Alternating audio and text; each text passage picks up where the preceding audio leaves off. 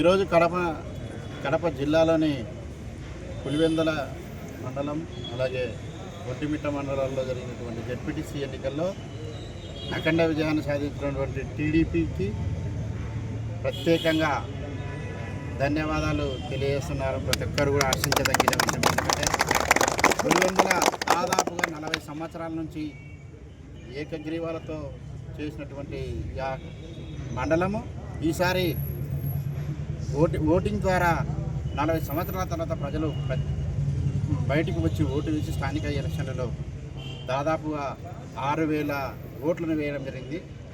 ప్రత్యర్థి అయినటువంటి ప్రత్యర్థులకి 685 ఓట్లు కూడా రాలేదు, అంటే డిపాజిట్ కోల్పోయారు. సాక్షాత్తు వైఎస్ జగన్మోహన్ రెడ్డి కాన్స్టిట్యున్సీలోనే ఇలా ఉందంటే పరిస్థితి. ఇలాంటి పరిస్థితికి తీసుకొచ్చినటువంటి వైఎస్ జగన్మోహన్ రెడ్డి గతంలో ఎలాంటి అరాచక పర్వానికి తెరదీసినటువంటి జగన్మోహన్ రెడ్డికి ఈరోజు వాళ్ళ ఊర్లోనే వాళ్ళ కాన్స్టిట్యున్సీలో చెమరగీత పాడడం జరిగింది. అంటే ఈసారి ప్రతి ఒక్క 2024లో నారా చంద్రబాబు నాయుడు గారిని విశ్వసించి అత్యధికంగా 164 సీట్లు ఇచ్చినటువంటి రాష్ట్ర ప్రజలకి ప్రత్యేకంగా ధన్యవాదాలు. అలాగే ఇప్పుడు తల్లికి వందనము అలాగే రేపు బస్సు పథకము ప్రతి ఒక్కటి రోజుకి సంక్షేమ పథకాలని సూపర్ సిక్స్లో ఉన్నటువంటి ప్రతి ఒక్క పథకాన్ని ఇంప్లిమెంట్ చేయడం జరుగుతుంది నారా చంద్రబాబు నాయుడు గారు. ఇట్లా ఎన్నో అభివృద్ధిని సంక్షేమాన్ని అలాగే P4 అంటూ సంక్షేమాన్ని ప్రతి ఒక్కటిని డెవలప్మెంట్ చేస్తున్నటువంటి వ్యక్తి నారా చంద్రబాబు నాయుడు గారు. కాబట్టి ఈ రాష్ట్రం ఇంకా ముందుకు వెళ్ళాలని ప్రత్యేకంగా కోరుకుంటూ సెలవు తీసుకున్నాడు. ఇప్పుడు విక్రమ్ రెడ్డి గారు మాట్లాడుతున్నారు. అసెంబ్లీ ఎన్నికల కంటే ఈరోజు జరిగినటువంటి పులివెందుల ఒంటిమిట్ట జెడ్పీటీసీ ఎలక్షన్లు ఎంత ప్రతిష్టాత్మకంగా జగన్మోహన్ రెడ్డి గారు తీసుకున్నారో టీవీలో చూశారు. ఆయన బ్లాక్మెయిల్ చేశాడు. ప్రతి ఒక్కరివి పేర్లు రిజిస్టర్ చేసుకుంటాం, యాప్ ఓపెన్ చేస్తాం అంటే వాళ్ళు ఏం రవిడిజం చేసినా ఏమి తప్పుడు పనులు చేసినా పోలీసు వాళ్ళని బెదిరిస్తాడు, డీజీపీలను బెదిరిస్తాడు. నేను మళ్ళీ ఆయన ముఖ్యమంత్రి అయినట్టు, ఈ రాష్ట్రం ఆయన సొంత జాగీర్ అన్నట్టు ప్రగల్భాలు పలుకుతూనే ఉన్నాడు. గతంలో రాజశేఖర రెడ్డి ఉన్నప్పుడు కానీ జగన్ కానీ నేను చూడనటువంటి వ్యక్తిని కాదు, మీరు కూడా మా ఇంట్లో వచ్చినటువంటి వ్యక్తులే మన జిల్లా పరిస్థితి.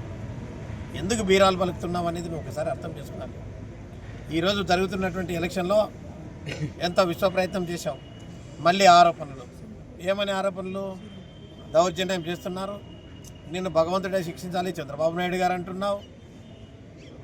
భగవంతుడు ఉన్నాడు కాబట్టే ఈ రాష్ట్రాన్ని అధోగతి పాలు చేసి క్యాపిటల్ రాజధాని అనేది లేకుండా చేసి నిరుద్యోగులను కల్పించి కేవలం సచివాలయ వ్యవస్థ అని చెప్పి ఏదో 20-25 వేల ఉద్యోగాలని చెప్పి 2 లక్షల ఉద్యోగాలని చెప్పి అటు ఉద్యోగాలు ఇచ్చినట్లు క్రియేట్ చేశావు. వాళ్ళ బతుకుతెరువును బాగు చేయలేదు. రాష్ట్రాన్ని అధోగతి పాలు చేసిన టైంలో రాష్ట్రంలో ఉన్నటువంటి వాళ్ళు నీకు ఇచ్చిన 11 సీట్లు ఇచ్చావు. అసెంబ్లీపై మాట్లాడతావా? మాట్లాడే సత్తా లేదు, నీకు అభివృద్ధి చేసే కెపాసిటీ లేదు. దీన్ని పూర్తి స్థాయిలో విచ్ఛిన్నం చేయాలి, రాష్ట్ర ప్రజల బతుకులను అగతాకులం చేయాలని చెప్పి నువ్వు చేసినటువంటి దాన్ని ఈరోజు మళ్ళీ సరిదిద్దడానికి వచ్చేది కాకుండా చెప్పిన హామీలు చంద్రబాబు నాయుడు గారు, లోకేష్ గారు పాదయాత్ర చేసినప్పుడు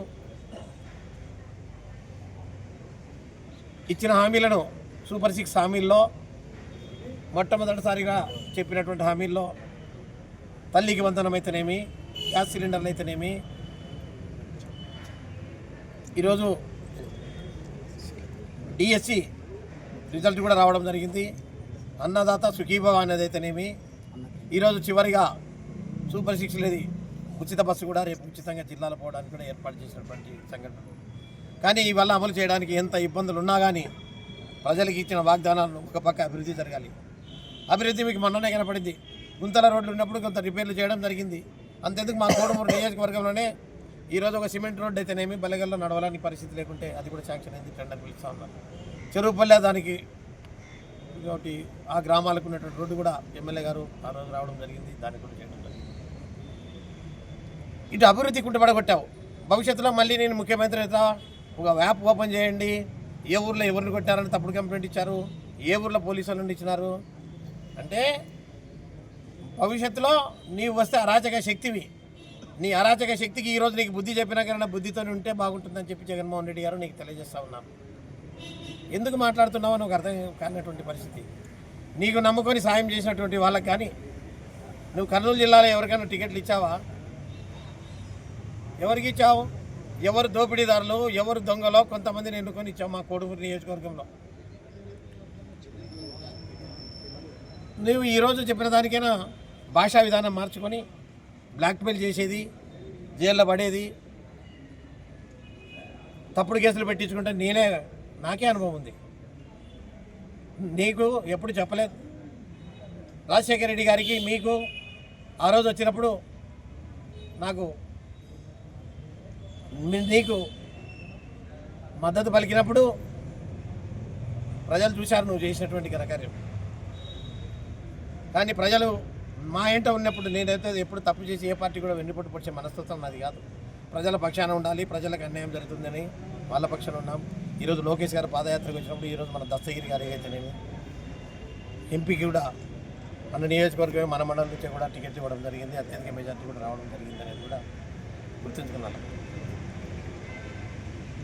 ఈరోజు నువ్వు ఒక్కసారి ఆలోచించుకో.